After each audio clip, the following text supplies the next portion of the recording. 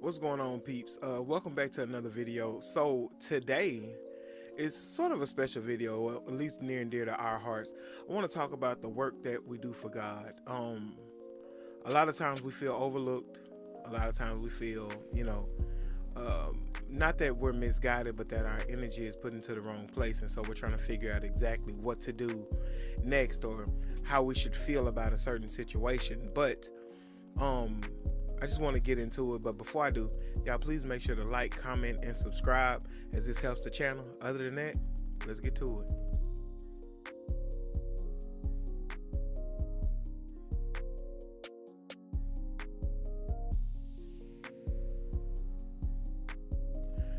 Alright, so a lot of this video, especially background, you'll see us doing our thing. We work in the media ministry, of course, so you'll see me. I'll be scheduling the social media content, doing the posts for that and editing. And my wife, she does the slides and works the camera at church, so you'll see her working the camera. You'll see her, doing her thing. But the reason I made this video is because, like us, I'm pretty sure a lot of people are feeling the same way. Kind of like, what I'm doing for God. Like, I love it because we love it, don't get us wrong, but sometimes it does feel like, man, is what we're doing enough?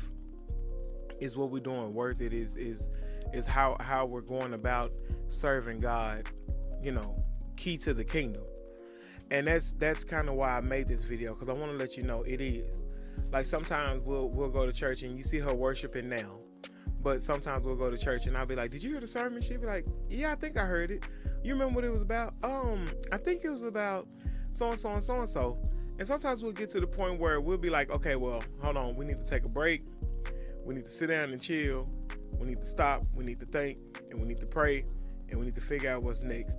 Not because, we feel lost or misguided, but because sometimes we feel like the moment is taking over, or the time is taken away, or we feel like we're not able to listen to the sermon how we want to because we have so much going on.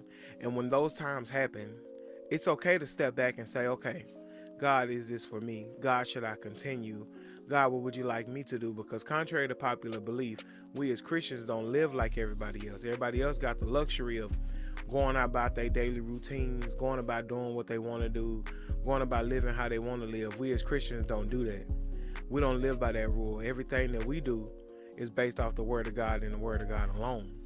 Of course, you get, your 2 cents, 3 cents from family and friends, but it's based on the Word of God, and that's how we're supposed to live our life.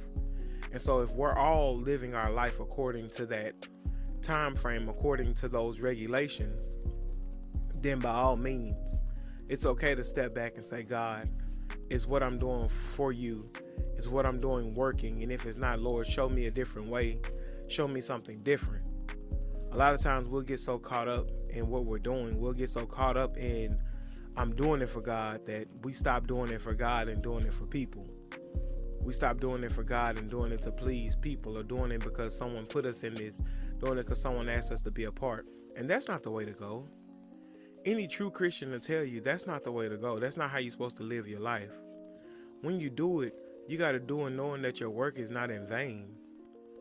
When you do it, you got to do it knowing that everything that you do is to the glory and honor of God, regardless of how, I will say, tedious, because sometimes it do get tedious.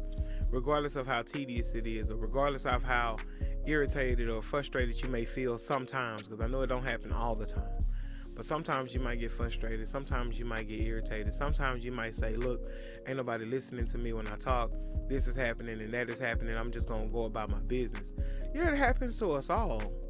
Just like in a regular job, when you say, hey, we should probably do it this way, and they don't listen, and then they turn around and have to ask you again, and you have to repeat yourself and let them know the right way to do it again. It happens, man. Because a church is a place for imperfect people to meet a perfect God.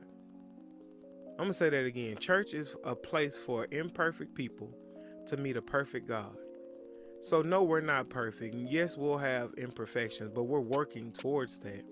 And in working towards that, we got to give each other grace.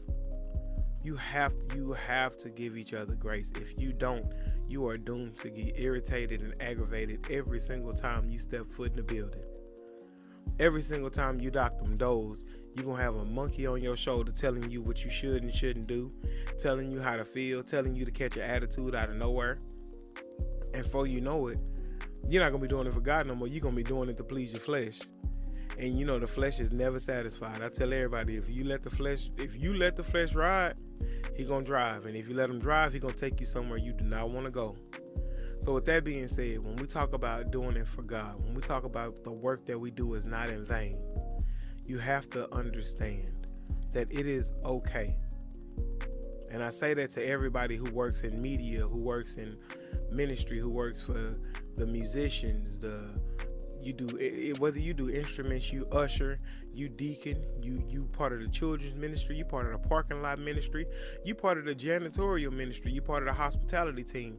Whatever you are part of, it's okay. You see here, everybody's leaving, church is over, but I still have a couple things I got to do. I wanted to get them done during service, but I was multitasking. And so now I'm still here. I got a couple things I need to take care of, but that is a part of what I do. And so, no, I didn't get frustrated. No, I didn't get irritated. I already know, hey, when everybody gone, I'm going to go ahead and finish this up. And this will be quick. This will be easy. This will be simple. And boom, I'll get it done. And when I do it to the glory and honor of God. If I do it out of frustration, it's going to show, believe it or not. If I do it in irritation, it's going to show, believe it or not. And some people say, well, I'm going to do it. But when I do it, they're going to get what I'm going to give them. Whatever I do, they just gonna get what I'm gonna give them. And I'm like, what? Wait, what? See, that's the issue.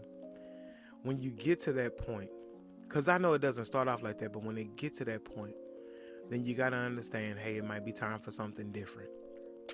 But the work you do for God is not in vain. The work you do for God is not in vain. He sees you and he smiles. Every time you're doing what you do, you're praising him.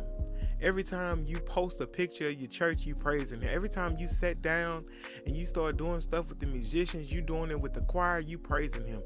Every time you sweep that floor, you clean that bathroom, you pray. Every time you direct a car in the parking lot, you praising him. Listen, praise don't always gotta be you on stage and you yelling to the top of your lungs, or you behind the pulpit and you screaming out the word. Sometimes praise is just a silent thank you. Because God, thank you for not giving up on me. Thank you for thinking of me when I was at my lowest point. And because of that, I want to make sure that I give you all that I can. And so when you're doing it for God, it's not in vain, because you're giving him all that you got. And if all that you got is a picture with the perfect caption that's going to make people want to draw to the ministry, not to you, but to the ministry, oh, you right up God's alley. If all you got is a video or a reel that's going to bring people closer into the ministry and they're going to have a deeper relationship with God in the end, listen, that's it. I always tell people be like, well, if I post my church content, I only get 100 views or I only get 200 views. That's 200 eyes that have seen the gospel. 200 eyes that have seen the gospel. You can't be mad at that. You can't be mad at that. And remember, nothing that you do for God is in vain. He got your back just like he got ours. And if you found this helpful, and I pray that you did, do what the video say. Drop a like, drop a comment, and subscribe for more. If y'all like this kind of talk, we'll do this more often. Other than that, I love you. I'm Terrence. For my wife, Deidre, we are the Happy Hendersons. Peace, y'all.